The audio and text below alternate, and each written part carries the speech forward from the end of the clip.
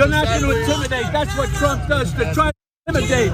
We have to fight back. You're washed We're up. trying to do You're it. washed up. You're washed up. We're trying to be gentlemen in this world, the Democrats. You are gangsters. You are gangsters. You're washed up.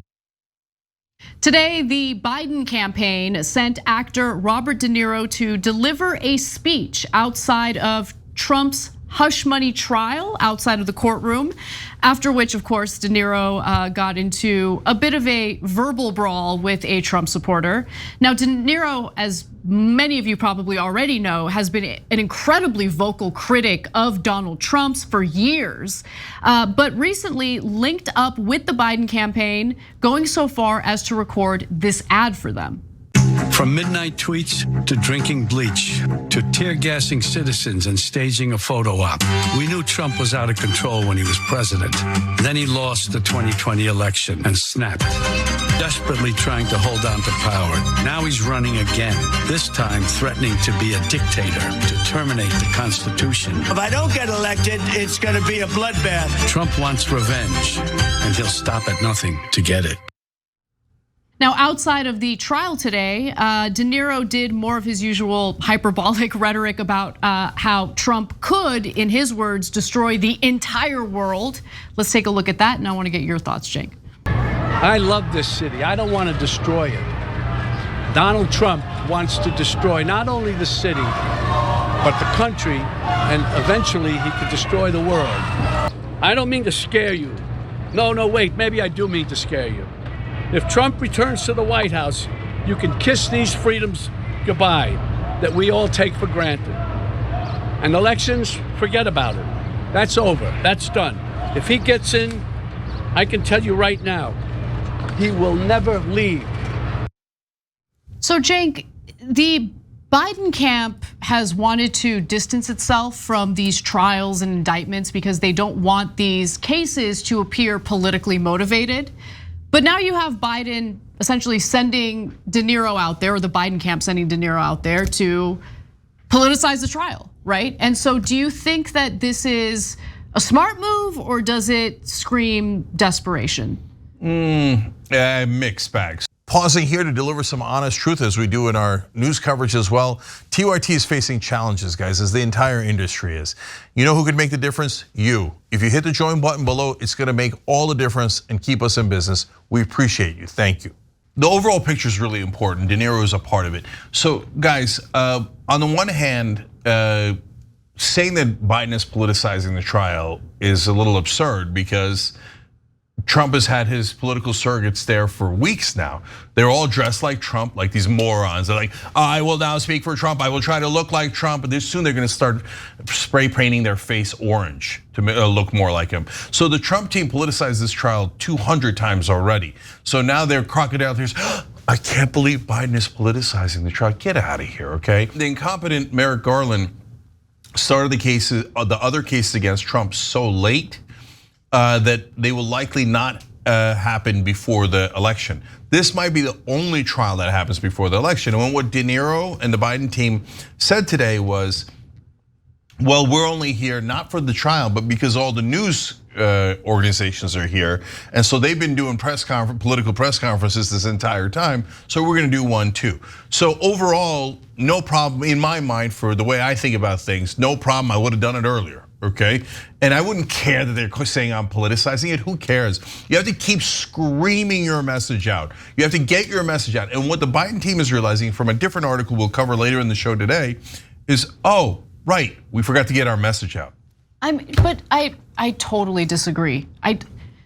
So I'm gonna read an excerpt from the Associated Press's reporting on this, okay? So bear with me. Biden sending De Niro there is described as a sharp about face for Biden's team, which had largely ignored the trial since it began 6 weeks ago and is now looking to capitalize on its drama-filled closing moments, sending the Goodfellas actor, Robert De Niro, of course, and the first responders who were at the Capitol on January 6th basically there to do this whole like press conference and make a point about how Trump is a threat to democracy. But this is the part that really stood out to me in the AP's reporting. They ultimately decided to engage because its message about the stakes of the election was struggling to break through the intense focus on the trial. Guys, all we hear from the Biden camp is the stakes of this election. Oh, democracy's on the line. That's all we hear from Biden. Could it be that maybe voters want something more than constant fear-mongering about the stakes of this election and how Trump is a threat to democracy? All we hear about from Democrats is how Trump is a threat to democracy. Yeah. How about maybe address the concerns of your voters? Yeah, so I actually agree with that part. So let me explain. So guys, why is Biden only talking about the threat to democracy? Because he's got nothing else. Because everything else would involve his donors. So for example, he could say, that's it, I'm ending the price gouging. This inflation was caused by these corporate sons of bitches that have been driving your prices up. Here, I have the receipts. Here's their calls during the stock market situation where they explain to the market, oh, how great we did. Here's all the grocery stores bragging about how they charge prices they didn't have to charge because the American consumer would pay it, ha ha ha ha ha, and trying to get extra credit. He could do all of those things. He could go on the warpath on getting you more insurance. He never even proposed a public option, which he said he was going to propose. He could say, you know what, I'm negotiating drug prices on all drugs. Now what are you gonna do about it? And have the Republicans go, no, and defend the drug companies. And that'll make them look terrible. There's right now, the oil companies are price gouging. He could attack the oil companies. That would be incredibly popular. It would be the most popular thing you could do because of gas prices. And then he would force Trump to defend the oil companies whose ass he was kissing the other day in a donor meetup, where he said to them, I'll deregulate, I'll let you guys do anything you want, and I'll give you tax cuts as long as you bribe me in the form of campaign contributions. He could do all of these amazing things. He's choosing not to do any of them because his donors forbid it.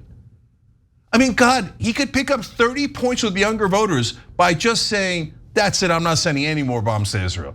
Guys, but he will never defy his donors. That's why Joe Biden has decided, I'm gonna lose this election, but I don't care. It's all for my glory and the glory and power of my donors. So I would rather lose to Trump than upset them 1%. I will be their dog and their servant. So he does a dog and pony show here. But my only point, Anna, is better than what he's been doing, which is hiding in his stupid basement, not doing a goddamn thing. Do you know they do local events all the time? Because they think it's the 1990s and local news will pick it up and we'll pick up a lot of votes. Nobody's picking it up. Nobody cares about your stupid local events. It gets no coverage at all. Donald Trump sneezes and gets 200 times the coverage that you do. Why?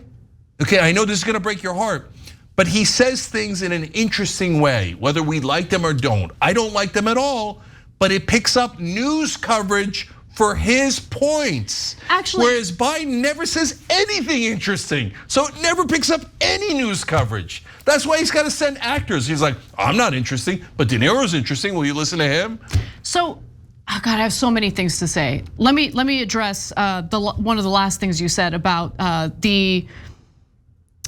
basically like how Biden campaigns versus Trump. Look, there was a lot of like mockery happening over the weekend because Trump got booed at a libertarian conference. Yeah. But I want you to also consider the fact that Trump was willing to speak before a libertarian conference and ask for their support, which is what you're supposed to do as a presidential candidate. So sure, you can mock him and make fun of him for getting booed, but at the same time, he's putting himself out there and trying to work every angle to win the election. I'm not seeing that from Biden. The other thing I want to just, go ahead, Jake. Real quick on that. Look, I'm teaching my 13-year-old son basketball these days. He's getting great. We'll talk about it in the bonus episode for the members. It's a nice moment of joy, right? But what I teach him is, take it to the hoop. The closer you are to the basket, the higher the percentage chance that it's gonna go in. But when you take it to the hoop, sometimes you'll get blocked and that's a little embarrassing, okay? But you're gonna help your team because you're taking more shots at the basket that are high percentage. Now, same thing applies in politics. So Trump constantly takes it to the hoop. If there's a camera, Trump's gonna jump in front of it and get his message out. Politics is all media. The only thing that money buys you is more media. Exactly. Whereas, yeah, so every once in a while, you're right, Anna. I mean, it was super embarrassing the way he got booed in the Libertarian Conference. That's like getting your shot blocked, right? But Trump doesn't care. He takes it to the hoop again and again and again. And Biden's like, well, my reputation is the most important thing in the world, plus my donors. I'm never gonna shoot. If I shoot, I might get embarrassed. I don't wanna get embarrassed. My reputation is so important to me. He embarrasses himself daily as he continues to be a bitch for Israel's far-right government. So if he's worried about embarrassment, please, he's embarrassing himself on a daily basis. But the reason you're absolutely right, but the reason he doesn't realize that, because everyone in Washington kisses Israel's ass. No, I know. So he's thinking, I'm killing it, man. I've kissed so much ass. And I raised all this money, and I'm gonna use it for commercials. Dude, your commercials are irrelevant. First of all, that Robert De Niro ad, MAGA's gonna like it. They're gonna think like, oh, Trump's a gangster. We love gangsters. De Niro's a guy, he's like this guy out of Goodfellas. They love it, right? And your ads are useless. The earned media that Trump gets by constantly doing speeches is overwhelming your ads. Hillary Clinton raised twice as much money as Donald Trump, and it didn't help her win at all. These idiots are stuck from decades ago, and they don't know what they're doing at all. So I hate to break your heart, because if you watch establishment media, they convince you the Democratic leadership are strategic geniuses. No, they're blithering idiots. They're so unbelievably bad at politics. I mean, how do you lose to Trump? Trump's a moron of epic proportions, and Hillary got her ass kicked, and now Biden's losing worse than Hillary was. You only do that if you're an idiot and don't know anything about politics, or don't even really care that much about winning. All you care about is your beloved reputation and your beloved donors. Thanks for watching The Young Turks, really appreciate it. Another way to show support is through YouTube memberships. You'll get to interact with us more. There's live chat emojis, badges. You've got emojis of me, Anna, John, JR, so those are super fun. But you also get playback of our exclusive member-only shows and specials right after they air. So all of that, all you gotta do is click that join button right underneath the video. Thank you.